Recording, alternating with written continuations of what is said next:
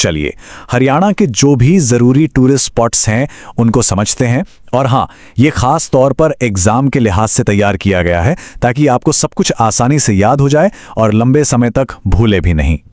तो फिर तैयार हैं एग्जाम के लिए हरियाणा की इन खास जगहों पर अपनी पकड़ बनाने के लिए? चलिए फिर देर किस बात की, एक एक करके सबको समझते हैं। तो हमारा सफर कैसा रहेगा, देखिए सबसे पहले हम हरियाणा के उत्तरी जिलों से शुरू करेंगे, फिर चलेंगे सेंट्रल हेरिटेज बेल्ट की तरफ जो कि ऐतिहासिक रूप से बहुत जरूरी हैं। उसके बाद दक्षिण और एनसीआर का इलाका देखेंगे और आखिर में पश्चिमी हिस्से को कवर करेंगे। और हाँ, लास्ट में एक क्विक रिवीजन भी होगा ताकि सब कुछ पक्का हो जाए। तो चलिए शुरुआत करते हैं हरियाणा के सबसे उत्तरी हिस्से से। यहां हम 3 मेन जिलों पर फोकस करेंगे, पंचकुला, अंबाला और यमुनानगर। अच्छा, अब नॉर्थ में देखें तो अंबाला में है किंगफिशर।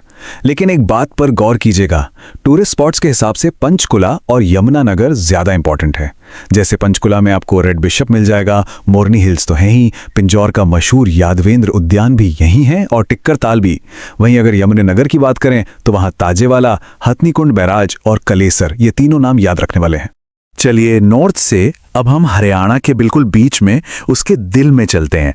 ये है सेंट्रल हेरिटेज बेल्ट। तारीखी लिहाज से ये इलाका बहुत ही ज्यादा जरूरी है। इसमें कौन कौन से जिले आते हैं? कुरुक्षेत्र, करनाल, पानीपत और कैथल। तो इस बेल्ट में क्या क्या है? देखिए, कैथल में है कोयल टूरिस्ट सेंटर। करनाल की बात करें तो वहां कर्ण झील और उच्छाना का ओएसिस बहुत फेमस है।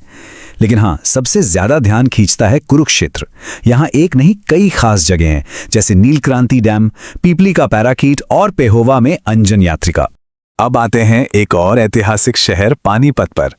यहाँ 2 नाम बिल्कुल मत भूलिएगा, एक स्काईलार्क और दूसरा काला अंब। और हाँ, इसी के पास समालखा में ब्लू जे भी एक इंपॉर्टेंट टूरिस्ट स्पॉट है। तो चलिए अब हरियाणा के दक्षिणी हिस्से की तरफ चलते हैं, यानी एनसीआर वाला इलाका। ये इलाका काफी हलचल वाला है, अपने मॉडर्न डेवलपमेंट और नेचुरल ब्यूटी दोनों के लिए जाना जाता है। यहां हम गुरुग्राम, फरीदाबाद और रेवाड़ी की खास जगहों को कवर करेंगे। आगे बढ़ने से पहले एक खास जगह के बारे में जान लेते हैं, डपचिक। ये होडल में है जो पलवल जिले में पड़ता है और लोकेशन के हिसाब से देखें तो ये इस रीजन का दक्षिणी किनारा है। अच्छा, अब इस एरिया की बाकी जगहों पर नजर डालते हैं। गुरुग्राम में आपको शमा और सारस रिजॉर्ट मिल जाएंगे। फरीदाबाद में अरावली गोल्फ कोर्स है और सूरजकुंड तो है ही, जहां सनबर्ड मोटल और होटल राजहंस दोनों हैं। थोड़ा और आगे चलें तो रेवाड़ी में धारूहेड़ा का जंगल, बबलर और लैंड पाइपर है और बहादुरगढ़ में गोरैया। और अब हम आ गए हैं अपने सफर के आखिरी पड़ाव पर, पश्चिमी हरियाणा। ये काफी बड़ा इलाका है और यहां हम रोहतक, हिसार, भिवानी, सिरसा और जींद जैसे जिलों को कवर करने वाले हैं। तो वेस्टर्न हरियाणा की शुरुआत करते हैं रोहतक से, क्योंकि यहां काफी कुछ है देखने को। देखिए, अकेले रोहतक शहर में ही 2 हैं, तिलियाड़ झील और मैना। फिर महम में नौरंग है और सांपला में एक टूरिस्ट रिजॉर्ट भी है। अब देखिए, पश्चिमी हरियाणा की बाकी जगहों को याद रखने का एक बहुत अच्छा तरीका है। इसे एक रूट की तरह देखिए, एक रास्ते की तरह।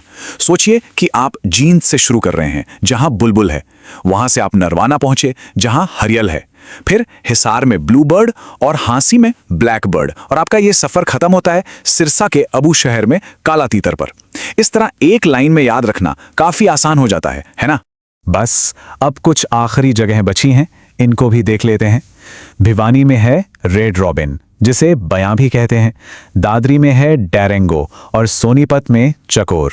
और बस इसी के साथ हमने पूरे हरियाणा के मेन टूरिस्ट सेंटर्स को कवर कर लिया है।